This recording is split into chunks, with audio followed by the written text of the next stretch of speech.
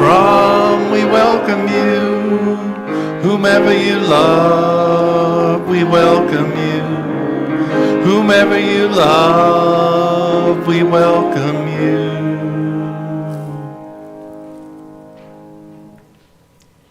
Good morning. Good morning. Welcome to First Unitarian Church of Toledo this July 7th, 2024. Since it's July and most of us are in summer mode, we're having this month more relaxed services, and we'll be seated for the service. I am Judy Lee Troutman, today's service associate. The Reverend Dr. T.K. Barger will lead the service today. The music is provided by Jeffrey Maxey, and Jenny Gottman will present the story. We are a church with no doctrine or official creed. Instead, we covenant to support each other in our individual search for truth and meaning. We welcome everyone as we sang in our opening song. If you are a visitor, you may notice in the pew rack in front of you a bookmark with our historic principles and sources. Feel free to take it with you. There is also a yellow card that you may use to introduce yourself to us. If you include your email address, we will send you our weekly email with news of our various activities. As you meet people today, feel free to introduce yourself and ask any questions you may have.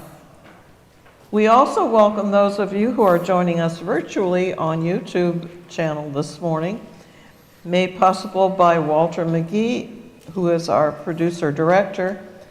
Andrew Gottman is switching cameras, and Jeff Slauson is at our soundboard. Later in the service, I will encourage you to attend our coffee conversation social hour in Fellowship Hall after the conclusion of this service. It is one of the perks of making the Sunday service a regular in your schedule when you get to attend in person. And hi, I'm Reverend Tim. I'm the senior minister. Let me add to Judy's welcome, and let me give thanks to our sound crew, our musician, and Judy, and everybody who helps to put the Sunday services together, as well as some of our people in the entryway who help with the collection and help to greet people as they come in. In many Unitarian Universalist churches, in our services we light a chalice, a flame in a bowl that originated with the Unitarian Service Committee, using a lit chalice to indicate safe spaces in Europe during World War II. Shall we say the words for lighting our chalice together? The words will be on the screen. We are Unitarian Universalists with minds that think, hearts that love, and hands that are ready to serve.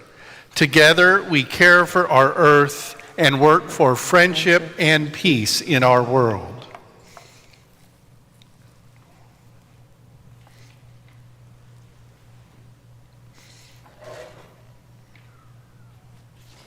While we're reciting, let's say the covenant of our congregation. It is not a creed, but what we share with general agreement and what we as a religious community work toward. Love is the doctrine of this church. The quest for truth is its sacrament, and service is its prayer. This is our great covenant, to dwell together in peace, to seek the truth in love, and to help one another. Today, on our minds, in our hearts, and with our spirits, we think of the ways of the world, the state of the nation, the serenity of our own souls. There are people in our circles who, with their family and friends, have challenges of life and death, health and illness, home and travel, financial security, and monetary stress. Decisions are being made by ourselves and by others on how we can live our best lives, which sometimes means aspiring to that, and realizing we have moves yet to make to reach aims and goals. And individual and family ways go on, with new lives born and many other joys and celebrations. May we be compassionate to all, as we don't know what other people are going through.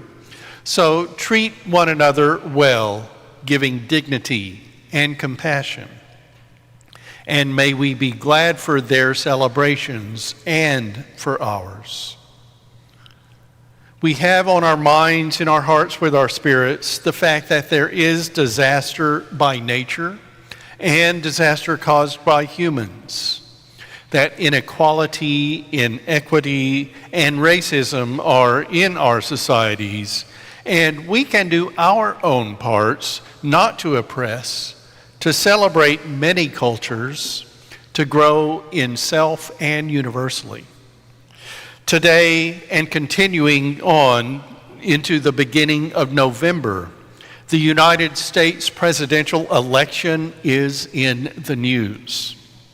One of the major candidates, the current president, only slightly older than the other major candidate, the previous president, is being presented with challenges of, let's say, reduced vitality, which is making many involved in politics call for him not to continue as president. And the other has felony convictions to deal with. Is this the glory of our nation? Events will continue to happen throughout election season. What we are called to do, regardless of our political views, is you the vote, applying our values and inspirations to our choices on the ballot.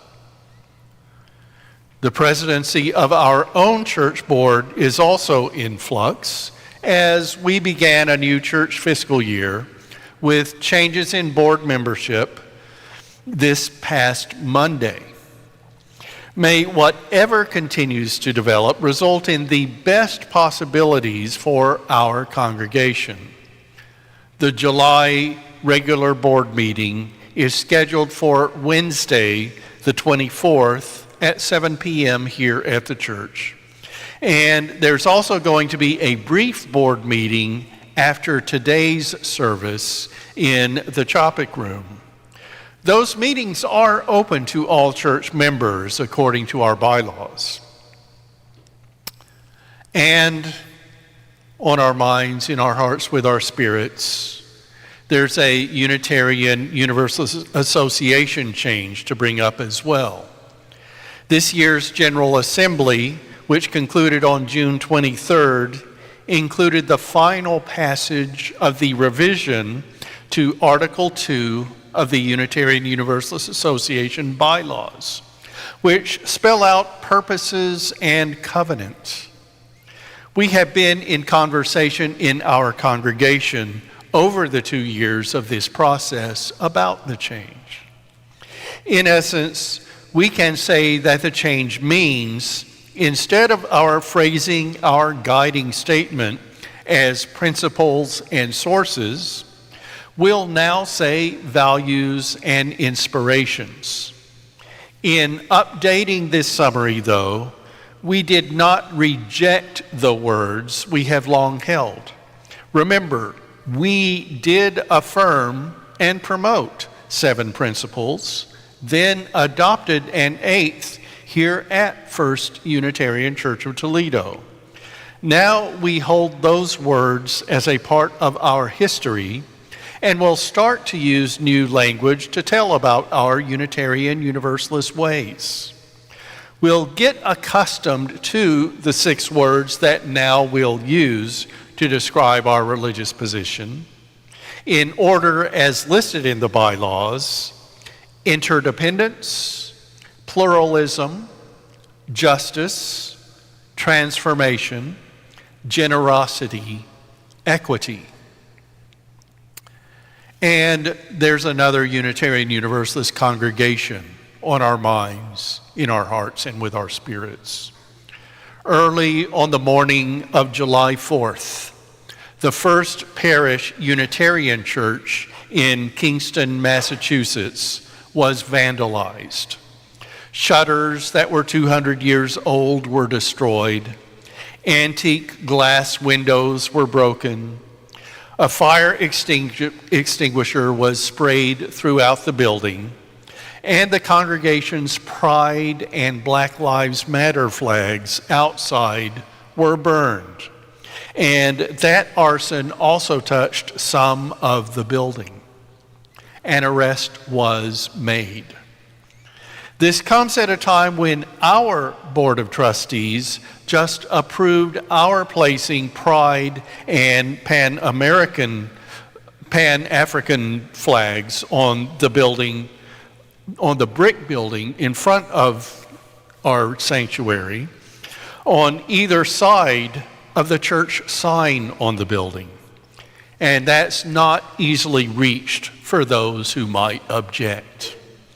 But this does emphasize the necessity of our signaling welcome to LGBTQIA plus people and people of color.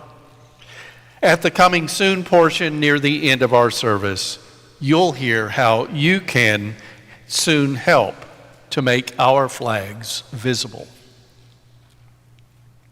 One reason we join in religious gatherings is to realize common links. The uncommon is here too. Let's be together in faith, hope, and love, physically and in spirit. You might have your own items for meditation, contemplation, and prayer. So we include the unsaid here in our services, as we are in community.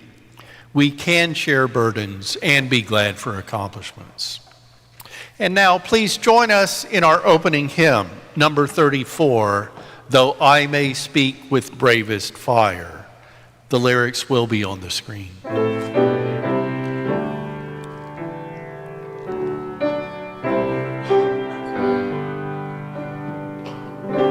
Though I may speak with bravest fire and have the gift to all inspire, and have not love, my words are vain as sounding brass and hopeless gain. Though I may give all I possess, and striving so my love profess, but not be given by love within, the prophet soon turns strangely thin. Come, Spirit, come, our hearts control, our spirits long to be made whole. Let inward love guide every deed. By this we worship and are free.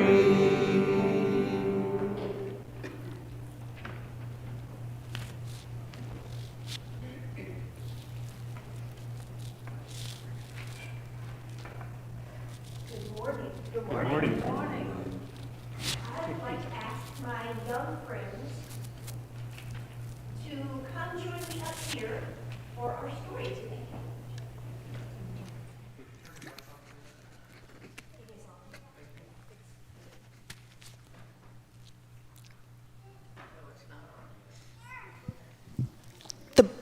Oh, now it's on.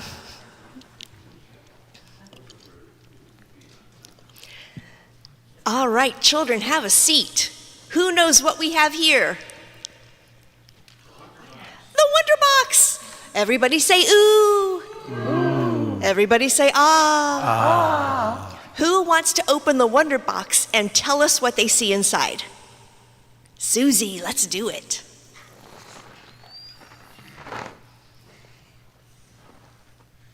Just lift it right up. What do you see in there? Eggs. Eggs? A locket. This. A Bible? A key. A key and a lock? And a rock. And a rock. It's dirty. It's a dirty rock, yes. Can anybody take a wild guess as to what we're going to talk about today with a Bible and eggs and a lock and a dirty rock? We are talking about a woman named Prudence Crandall. Prudence Crandall was a woman who lived in Connecticut in the 1800s, and she ran a school for girls and women. And her school was pretty popular. A lot of the important people in the town sent their girls to her school. And then one day in 1832, a woman named Sarah Harris applied to go to the school, and Sarah Harris was black. And she was the first black person who had ever attended or who had ever applied to Prudence's school. And Prudence wasn't sure what she was going to do. She had to give it some thought. So she looked to what her religion said about it. Prudence was a Quaker, and Quakers believed that all people have a little bit of God's light inside them. And so she decided she had to admit Sarah to the school. That was what her religion required her to do. So she did. And this was the first time a black person had ever gone to a white school in the US. And the people in the town were unhappy about it, and a lot of the parents of the white students pulled their daughters out. And so Prudence knew she had to make a decision at that point. She didn't change her mind about running her school. What she did was change it to a school for black girls and women. She did not change her mind. And so she had to shut her school down briefly while she made that transition. In the meantime, the people in the town held a town meeting about Prudence and her school. Prudence was a woman, and women were not allowed to attend town meetings. So the people at the town meeting came to the conclusion that Prudence's school was against the law. It was against the law to have a school for black people in their town. And they also passed a law that said no one could help Prudence run her school. No one could sell groceries to her. Doctors couldn't treat her students. Prudence challenged this law. She went to the courts and said, "You can't do this." And in the meantime, while the law was being challenged, she continued to run the school with some help from her supporters. And when she reopened her school for black girls and women, people in the town threw eggs at the kids and at the building. And they also, before Prudence reopened her school, they placed a lock on the door so that she and her students could not enter. Prudence didn't change her mind. She had the lock removed. Her kids attended the school.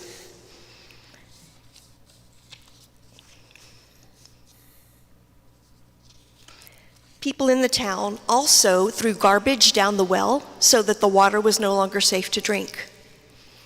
And then one night in the winter, somebody threw rocks through the windows of her schools. And Prudence knew that since it was winter in Connecticut, people could not go to the schools until the windows were fixed. And she also knew that if she had the windows fixed, what could people do? Just break them again? And by this point, Prudence had been fighting for 5 years. And she had gotten tired. And she still believed that people had God's light inside them. And she knew that the people in the town were being racist, and that is a hard thing to forgive. And Prudence had forgiven for so long that she just couldn't forgive anymore. And she began to hate not just the things that the people were doing, but she began to feel like she might hate the people in the town themselves. And she did not want to be a person who had hate in her heart. She just didn't want to live like that. And so Prudence gave up. She closed down her school and she left Connecticut, moved to California. We like to say that people should always fight and never give up in the face of adversity. But there might come a time when giving up is the only thing you can do. Thank you. Let's sing for the children, as this is the time when they and their teachers leave our service for religious education.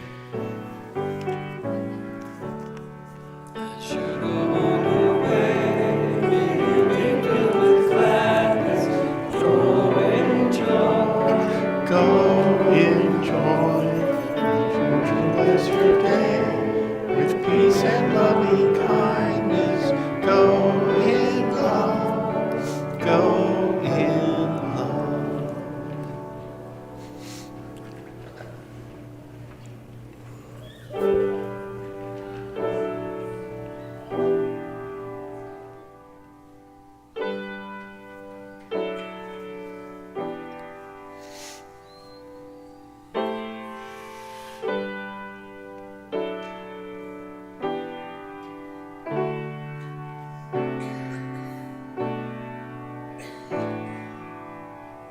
There's nothing you can do that can't be done. Nothing you can sing that can't be sung. Nothing you can say, but could you learn how to play the game? It's easy.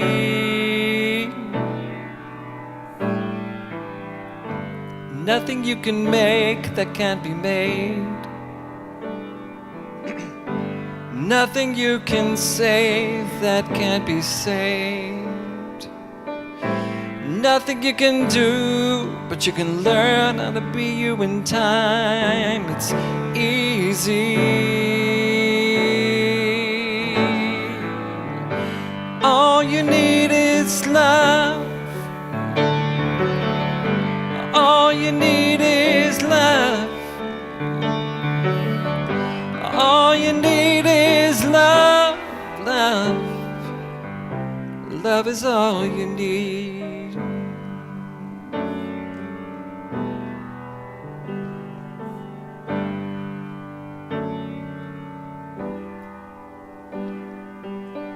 There's nothing you can know that isn't known.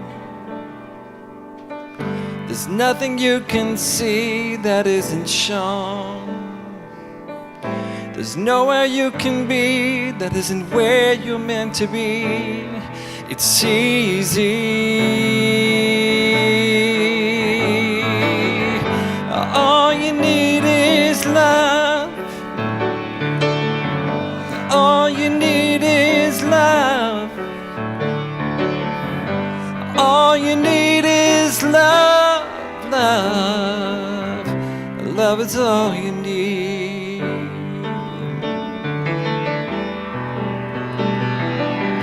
Love, love, love.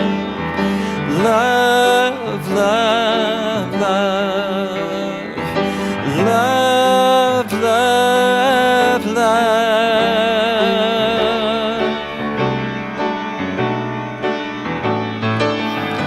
All you need is love. All you need is love. All you need is love, love. Love is all you need.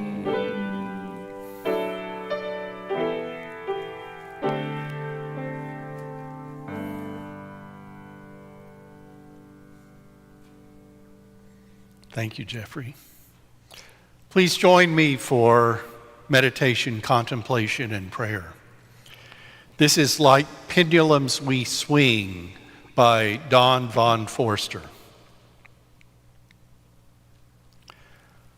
Like pendulums, we swing from hunger to hunger, from hunger for the one great truth, absolute, eternal, mystical, to hunger for simple, near-in, familiar truths that change as we change, grow as we grow.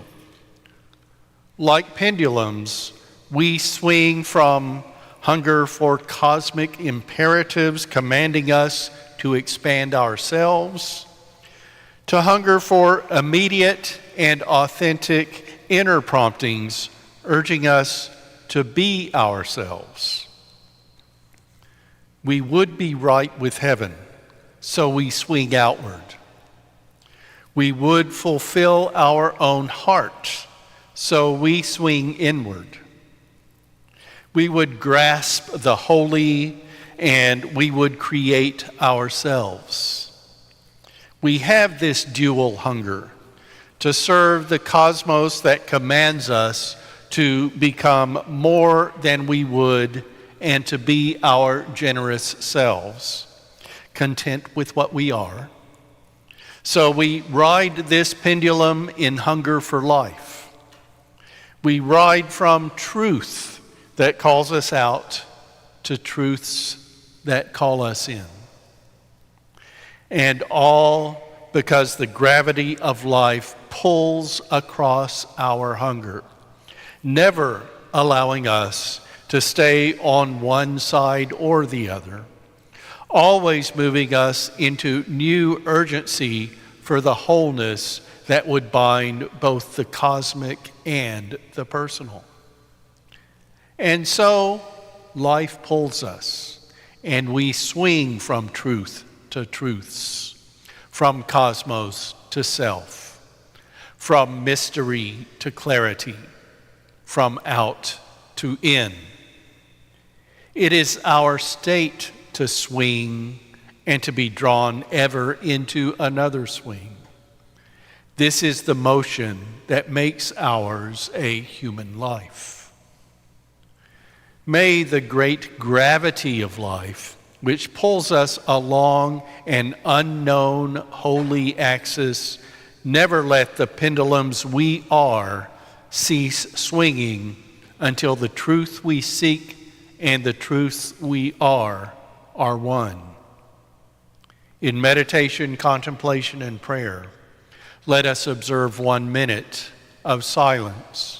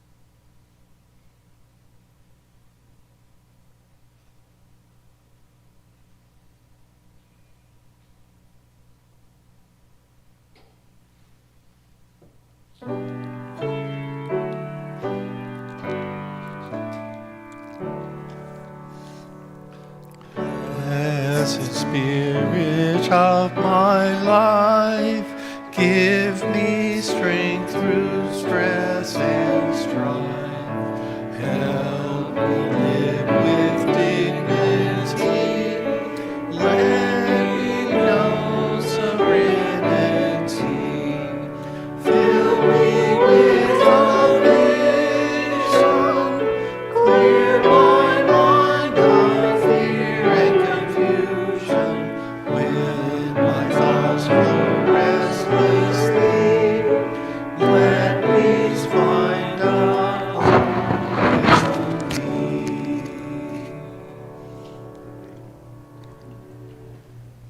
Our reading this morning is the duty of newspapers is to comfort the afflicted and to afflict the comfortable. Hosted by Quote Research, February 1st, 2019. Dear Quote Investigator, here is a phrase describing the duty of a newspaper or religious institution. Comfort the afflicted, afflict the comfortable. Would you please explore? Quote Investigator. Chicago humorist Finley Peter Dunne wrote a popular syndicated column featuring the distinctive voice of Mr. Dooley. The fictional character's pronouncements used Irish dialectal speech and spelling. The following appeared within a 1902 column titled Mr. Dooley on Newspaper Publicity. The newspaper does everything for us. It runs the police force and the banks, commands the militia, controls the legislature, baptizes the young, marries the foolish, comforts the afflicted, afflicts the comfortable, buries the dead, and roasts them afterward. Finley Peter Dunne was not solemnly describing the duties of a newspaper. Instead, he was comically outlining the comprehensive power of newspapers of that era. In 1914, a newspaper in Danville, Kentucky, printed a filler item using the word duty. This formulation matches the most common modern version. Mr. Dooley says the duty of newspapers is to comfort the afflicted and to afflict the comfortable. In March 1944, an editorial writer in a Latrobe, Pennsylvania newspaper attributed the saying to an unnamed young minister who applied it to the church. In a recent sermon, a young minister said, "The business of the church is to comfort the afflicted and afflict the comfortable." This sort of saying sticks in the mind because it is so true, for that is just what Jesus Christ did.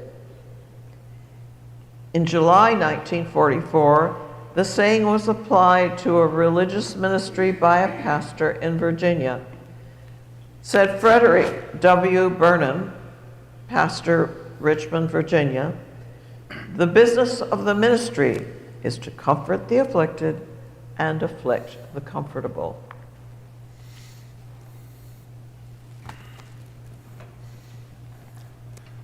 Do I seek affliction?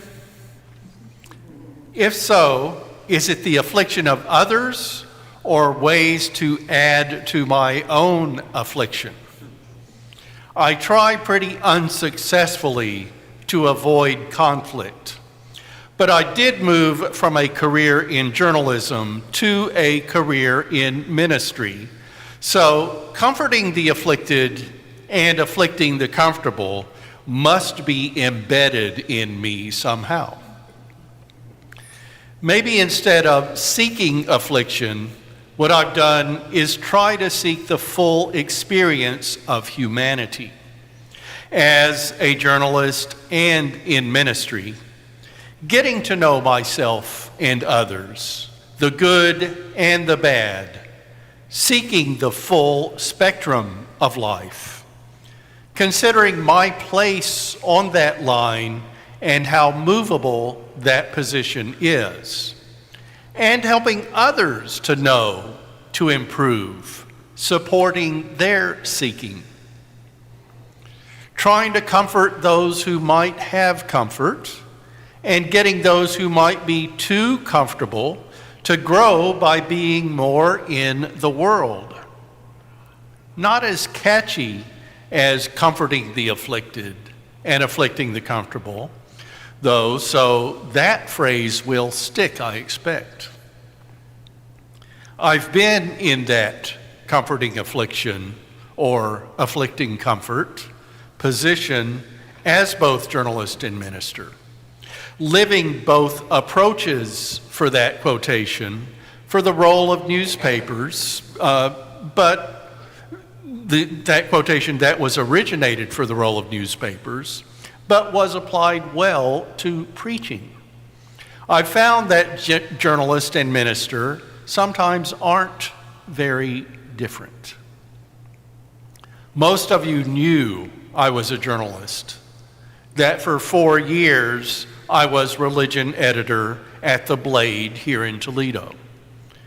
The picture of me as The Blade's new religion editor used for this Sunday's service was for an electronic billboard, which I never saw in the few days it ran. But writing about religion for the daily newspaper is what brought me to Toledo. I moved to Toledo with my soon-to-be wife, Jewel, in 2012, after completing the final step of my preparation to be approved by the Unitarian Universalist Association's Ministerial Fellowship Committee for ordination by a congregation.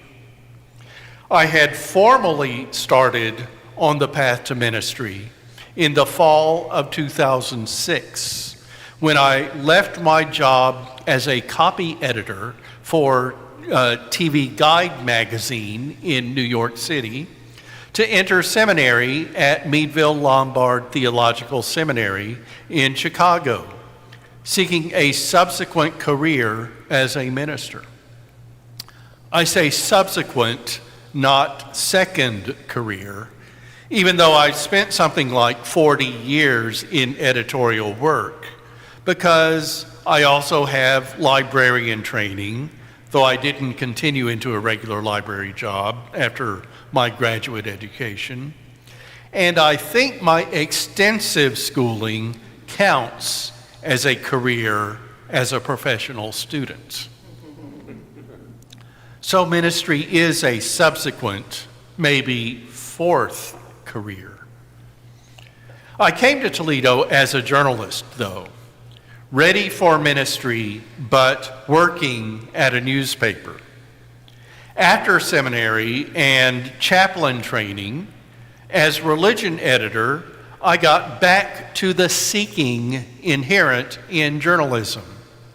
Those 5 W's and an H questions of who, what, where, when, why, and how being the form of searching for answers or at least explanations. And on the religion beat, I got to ask many people about their own seeking and sometimes finding, about their faith and their spiritual journeys. Religion and journalism have a lot in common. The editors of the Columbia Journalism Review, in a February 2021 issue on religion, stated, "Journalism is a kind of religion. It has central texts which are fiercely debated. It has a set of ethics which can be flawed. It has rituals and holy impedimenta. It has relics, icons, and spiritual leaders.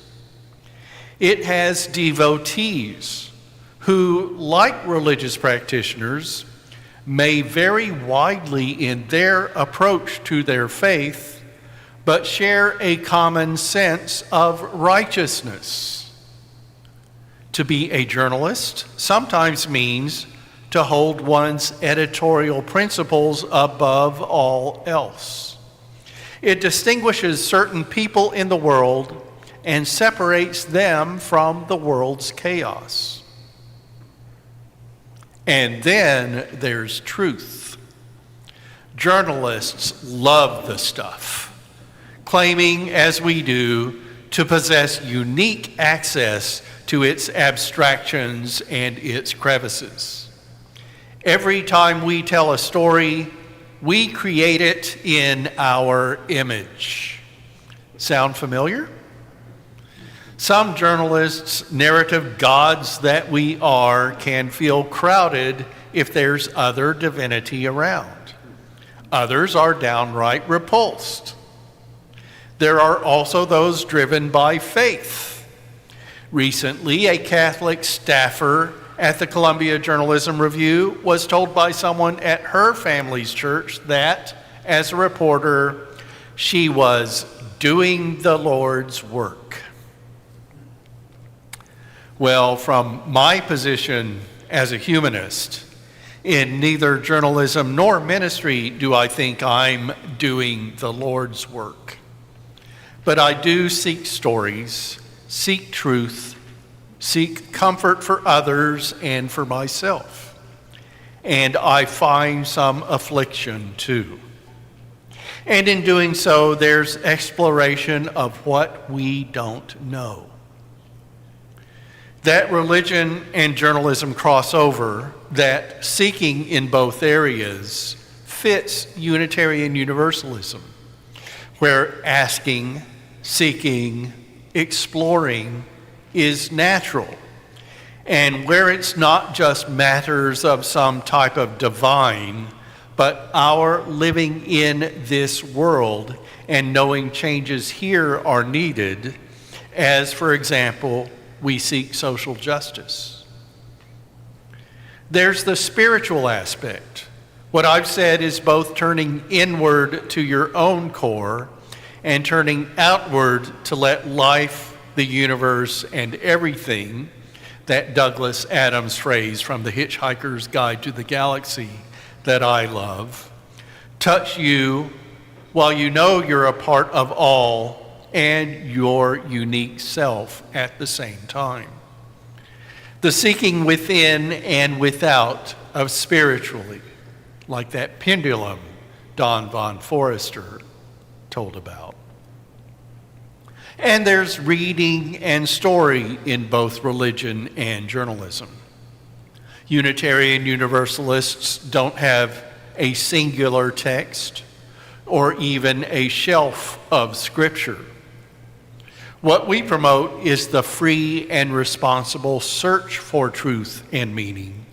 And I've used my journalism background and training to be a religious seeker, along with seeking in a way related to news. I've used journalism as both a trade or profession. That difference kind of depends on the level of work one does. And as a tool to seek and to support myself. I'm being inclusive here with journalism, including it as all editorial work involved in reporting, editing, and publishing in many realms. There's a pretty long list of editorial positions I've had, places I've worked, and schools where I've studied and learned journalism. Let me just give a few, not the full curriculum vitae.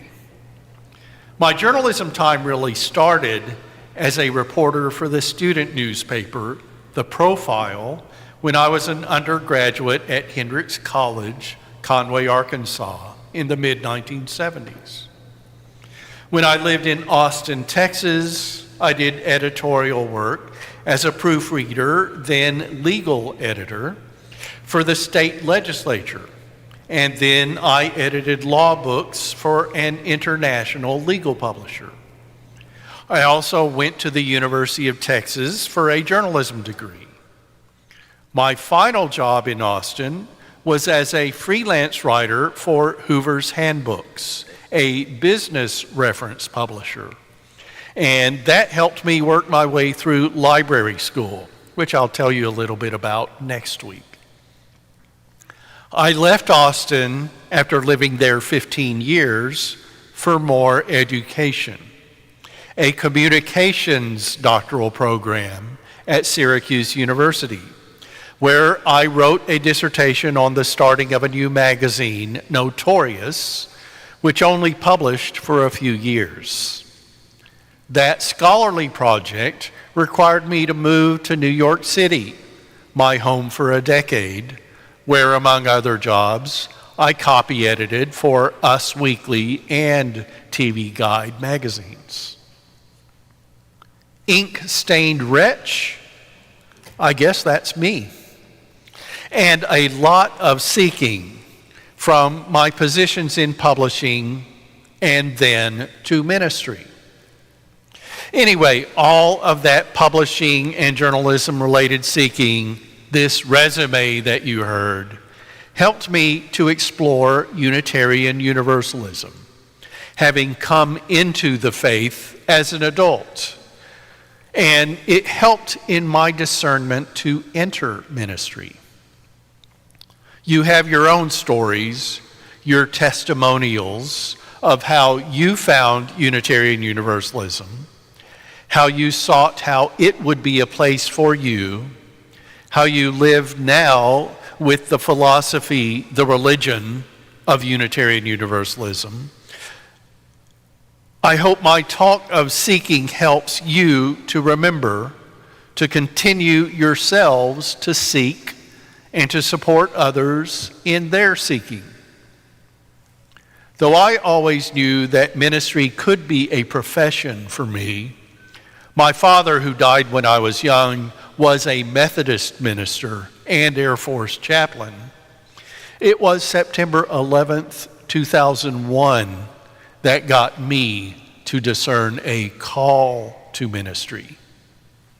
I was at TV Guide, and I realized that I wanted something more in life than having editorial work support my love of entertainment and television. I wanted to be less selfish and better be able to help others. It took 5 years to make it happen, and a significant amount of student debt. But I did leave full-time work in 2006. I moved to Chicago for seminary, and my seeking entered the aspect of preparing for ministry as my perhaps final profession. Here I am, almost 23 years after that world tragedy of 2001 that took over the news, that changed the nation's character, that helped me affirm Unitarian Universalism as my way of religion. Here I am as your senior minister. You ordained me in 2013 when I was still the Blade Religion editor, and accepted me as an affiliate minister working in the community. I officially began this work as the called, settled, full-time minister on February 1st, 2017, 7.5 years ago. The first 2 people to become members with me as minister were Carla Logan Mercer and Dominic Wilson, who both signed our membership book on March 12th, 2017. The most recent and 50th person to become a member on May 5th this year is Keith Racy. Of course, not all who signed the book have stayed. Part of the nature of a church of seekers is that some keep seeking and realize that this is kind of a way station for them, not a center in which to base their continued search. I hope we'll have many more signatures, more members of First Unitarian as we continue to move forward, and that you'll stay too. We Unitarian Universalists are a church of seekers. One phenomenon of Unitarian Universalism is that many of us, most of us, did not grow up as Unitarian Universalists. We had to learn about this religious philosophy to be seekers ourselves coming into our own Unitarian Universalism.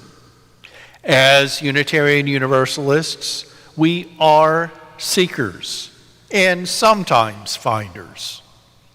Sometimes there's renewal, sometimes satisfaction, sometimes both. We've sought an approach to religion that better fits us, that maybe we didn't know about before Unitarian Universalism. As a Unitarian Universalist and still a journalist, I keep seeking, not just for my own religious comfort, but to have the depth of knowledge and training required for good and effective ministry. I know I'll be a seeker for all of my life.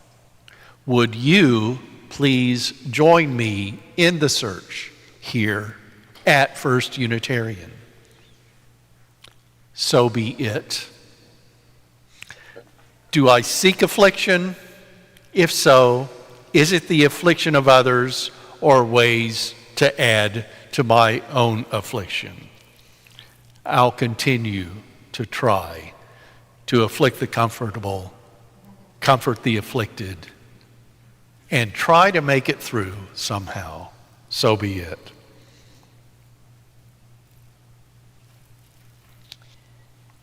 Thank you, Reverend Tim. I think many of us here are in that position of seeking, and it was interesting to hear your journey. Now it's time for the offering. We're returning to our practice of passing the plate. The challenge is that we're going to try it without ushers, one basket for each side of the aisle. And you in the congregation, please pass the basket along. You might have to get up to take it to someone sitting a little bit distant from you, down the pew or in the pew behind you. So do a brief stretch in preparation if you need to. When the baskets reach the back of the sanctuary, one designated person will take them to the office. And if the basket misses you, we'll still have one in the lobby so that you can leave your donation on your way to coffee hour. If you have cash and want that credited to your contribution, you might put it in an envelope that you can find in the pew racks and put your name on it. Or if you give a check, just note on the memo line if you want the funds directed towards your pledge or another purpose. There are other ways to give too. You can use either QR code shown on our screen, one for Venmo, and the other going to our website. Or you can go to our website, uutoledo.org, and click Give, then Online Giving. You may mail a check to First Unitarian Church, 3205 Glendale Avenue, Toledo, Ohio, 43614. As this church, First Unitarian Church of Toledo, is a self-supporting congregation, we are all very grateful for your contributions.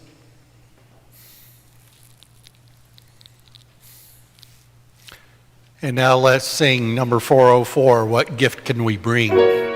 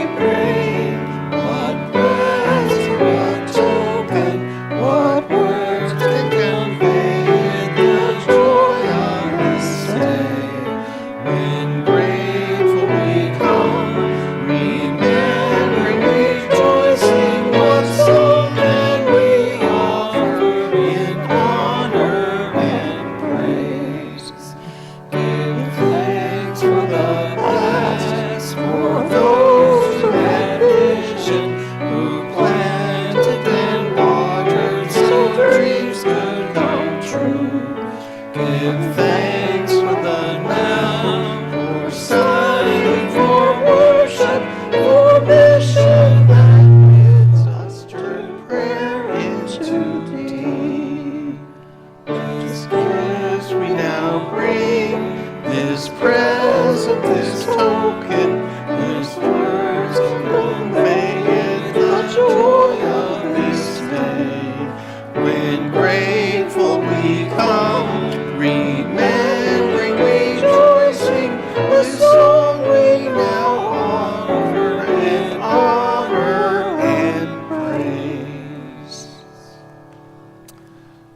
is the coming soon part of our service, where we tell you what's on the calendar for next week, we give some announcements, and we also let you know what's up for right after the service.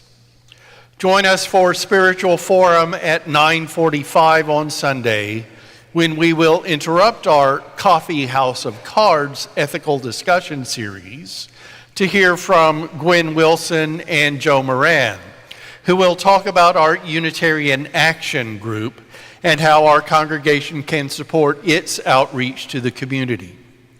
Then for the Sunday service at 11 a.m. here in the sanctuary and on our YouTube channel, I'll continue this July series with Reverend Tim's Finding, based in part on my past preparation in library and information science. You know that as I say that as Unitarian Universalists, we seek and sometimes find. As you heard on our minds and our hearts with our spirits portion of this service, we want to put up pride and Pan-African flags on the front of our building to signal our welcome.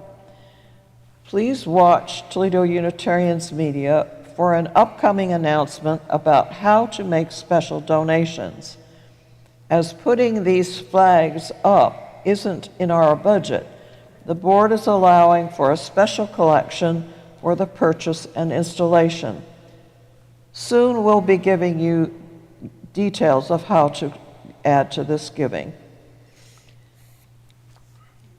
A date has been set for our upcoming rummage sale. This year the plan is for a 2-day event, Friday and Saturday, September 6th and 7th. That's the weekend after Labor Day, and September 8th, that Sunday, will be our in-gathering renewal service. Marna Slauson is the lead volunteer for the rummage sale. While you might start gathering items you'll donate, please don't bring them to the church until we announce that we're ready to receive them. There isn't much storage space. The final coming soon entry is for me to invite you to join us in Fellowship Hall after today's service for coffee, conversation, and social time. As Judy extinguishes our chalice flame, please join me in reciting the words for us figuratively to send some Unitarian Universalist fire into the community. After this, our postlude for congregational singing will be number 208, Every Time I Feel the Spirit. And now our chalice words. We extinguish this flame, but not the light of truth, the warmth of community, or the fire of commitment. These we carry in our hearts until we are together again.